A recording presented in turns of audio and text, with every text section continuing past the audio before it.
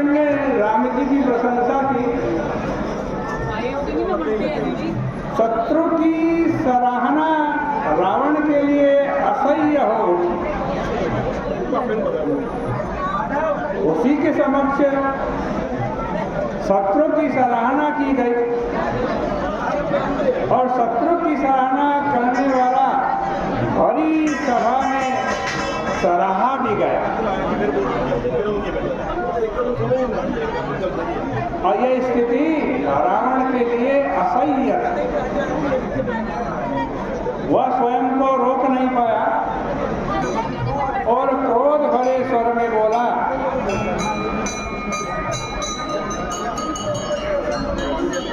कि देखो ठीक नहीं है। किसने सराहना की? विभीषण की। माल्यवान थे वहां पर। जब रावण से बातचीत हो रही थी तो माल्यवान भाई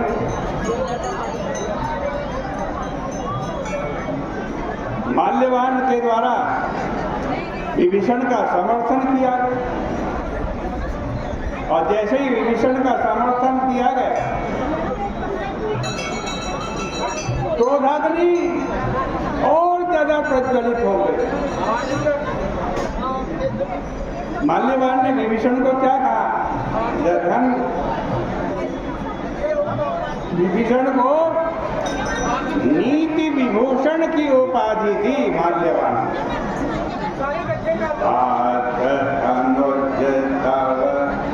नीति विभूषण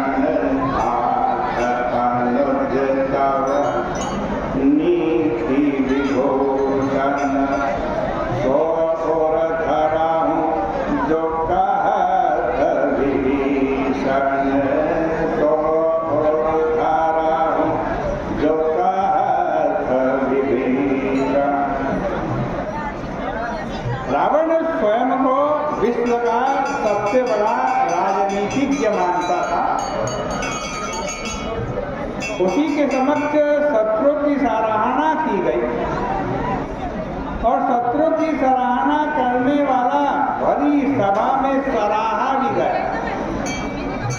यह स्थिति रावण के लिए असह्य थी।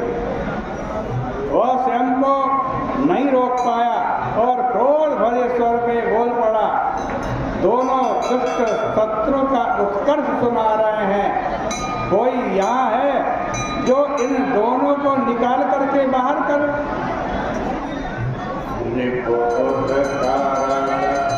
कहत सठ दो,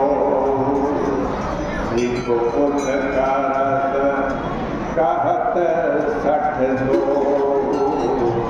गोरी न खाराम यहाँ हई को, गोरी न खाराम यहाँ हई को। यह वाक्य में सभा सदों के प्रति रावण की खीज प्रकट हो रही थी। अभी कुछ समय पहले ही सभासद रावण की सराहना कर रहे थे, इसलिए वह आशा कर रहा था कि विभीषण और माल्यवान की बातों का चारों ओर से विरोध होगा, किंतु सभा में विरोध का एक भी स्वर नहीं उठा। वस्तुतः सभासद अंतर मन में विभीषण और माल्यवान के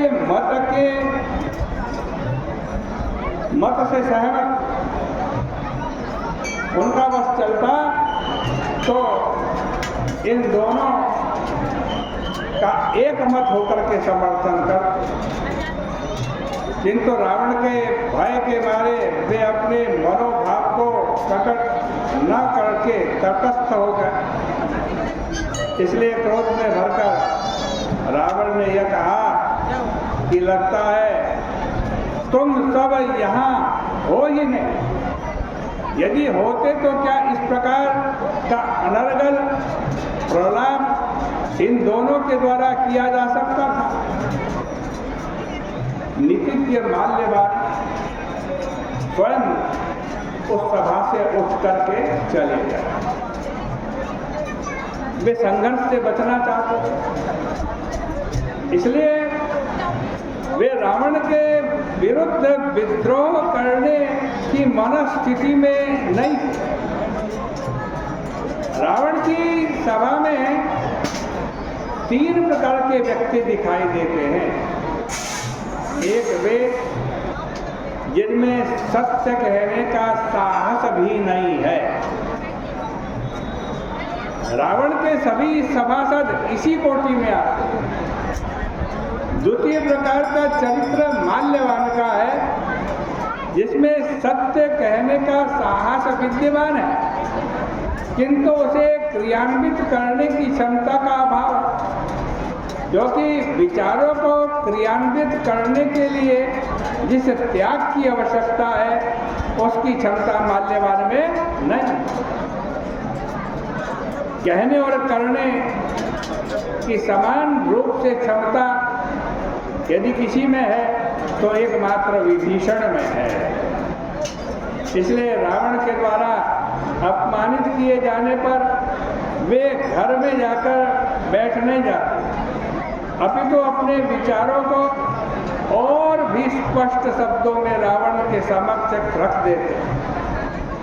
सद्बुद्धि और दुर्बुद्धि प्रत्येक व्यक्ति के अंतःकरण में रहती है, ऐसा वेद पुराण कहते हैं, किंतु लगता है आपने सुमति को निकाल करके केवल कुमति को ही अपने हृदय में बसा लिया है, विभीषण कह रहे हैं रावण से। इसलिए आप हित को अहित और शत्रु को मित्र मान बैठे। निशाचर जाति के लिए श्री सीता कालरात्रि के समान है, पर उसके प्रति आपके मन में प्रगाढ़ प्रीति है। सुमति कुमति सबके ओर रहाई, विभीषण कह रहा कि सुमति कुमति सबके ओर रहाई, नाथ पुराण निगम जहाँ सुमति संपत्ति जहाँ कुमति विपत्ति विधाना, कम और कुमति विपत्ति विपरीता, हित अनहित मानव रिपो प्रीता, काल रात्रि निश्चर कुल घेरी, तेहि सीता पर प्रीति घनेरी। विभीषण का तात्पर्य यह था कि आपके अंतःकरण में सुमति और कुमति दोनों का निवास होता तो कभी कभी सुमति अवश्य जागृत हो जाती। लंबे काल तक सोने वाला व्यक्ति भी कभी कभी तो उठ ही जाता है। मैथिली का अपहरण आपने कुमति की प्रेरणा से किया था। आपकी सुमति को जगाने के लिए अनेक लोगों ने प्रयास किया, पर घर में आग लग जाने पर भी गहरी नींद में सोने वाला व्यक्ति जाग उठता है। विभीषण की बात को आज नहीं विराम करते हैं।